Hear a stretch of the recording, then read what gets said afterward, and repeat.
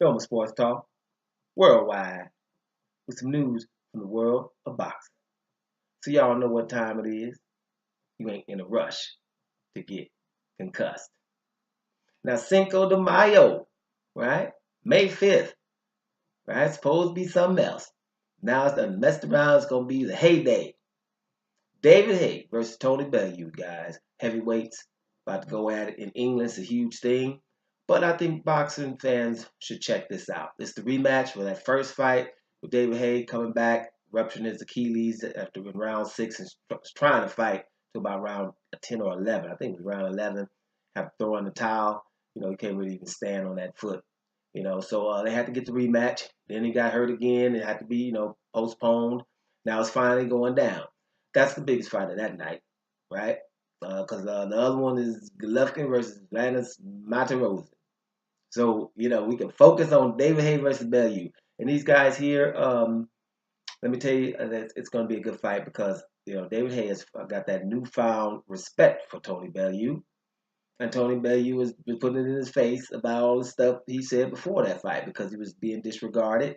And Tony Bellew knows that his resilience and taking David Haye into deep waters is what he's up to in this fight. He also, has his feet firmly in the ground when it comes to David Haye. He doesn't think he beats a David Haye without injuries or a prime David Haye. He just doesn't think this is the guy. I've said it before.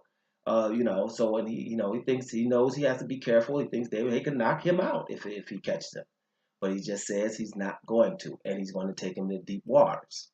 As far as David Haye goes, like I told you before, totally humble now, right?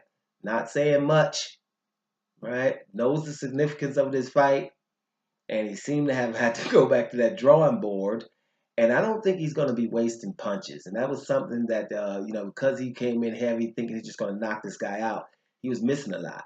David Haye doesn't really miss much, right? He's like a George Foreman type where they don't throw punches just to be throwing them. They don't miss many punches, right? And in this fight, he missed a lot, which he's going to get winded. And David Haye gets winded anyway when he's in good condition, not so heavy. So David Haye missing heavy is what Tony Bellew did to him. And got him, those first 6 rounds before the ruptured Achilles, I say it again, were close. Had David Haye winning, but barely.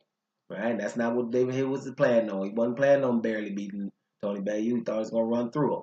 That newfound respect is going to give a good fight for us fans.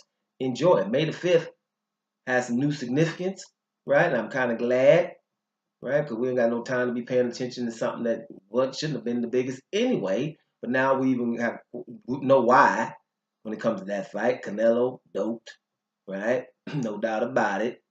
And Golovkin looking for anybody. I told you I had to turn my phone off because they was calling me to try to fill in for May the 5th.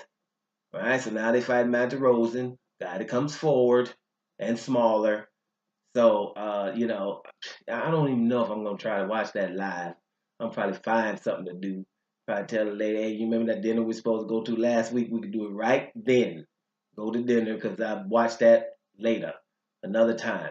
I'm not going to give it the respect because it shouldn't have it. The fight of May the 5th now, Cinco de Mayo, is David Haye versus Tony Bellew. Or let me say it correctly now, Tony Bellew versus David Haye. Let's check that out. Haye Day, baby. Don't Sports Talk worldwide. And I'm up out of here, y'all.